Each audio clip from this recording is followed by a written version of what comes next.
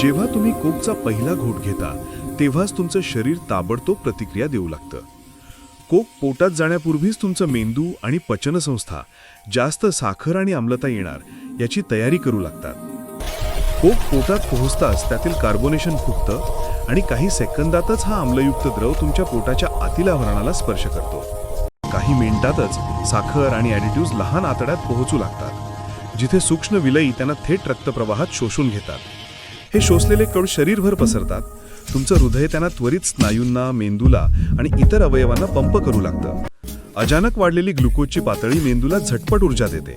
Neurons वेगाने कार्य करू लागतात आणि तुम्हाला लगेचच सतर्क, जागृत वाटतं. तुमचे स्नायूही थोड्या वेळासाठी ऊर्जा मिळवतात, कारण ग्लुकोज वेगाने रक्तात मिसळून इंधनासारखे जाळण्यासाठी तयार असतं.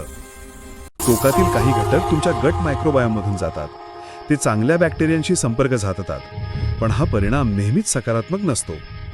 हो, आता तुम्हाला जाणवत असलेला तात्पुरता ऊर्जा उत्साह तो तुमच्या शरीरावर झालेल्या साखरेच्या झटक्यामुळेच आहे.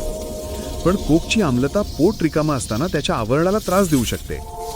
काही लोकांमध्ये संरक्षक म्हणजे प्रिझर्वेटिव्ह्ज आणि ॲडिटिव्ह्ज संवेदनशीलता निर्माण करतात, ज्यामुळे हलकी जळजळ, सूज किंवा त्वचेवर प्रतिक्रिया दिसू शकतात. आणि सर्वात मोठी गोष्ट म्हणजे तुमची रक्तातील साखर झपाट्याने वाढते. ग्लुकोज रक्तप्रवाहात भरून वाहू लागतं आणि शरीराला मोठ्या प्रमाणात इन्सुलिन सोडावं लागतं. या इन्सुलिनच्या वाढीमुळे रक्तातील साखर पुन्हा तेवढ्याच वेगाने खाली येते आणि तेव्हाच तुम्हाला शुगर क्रॅश जाणवतो. पेशींमध्ये ऊर्जा कमी होते आणि थकवा जाणवायला लागतो.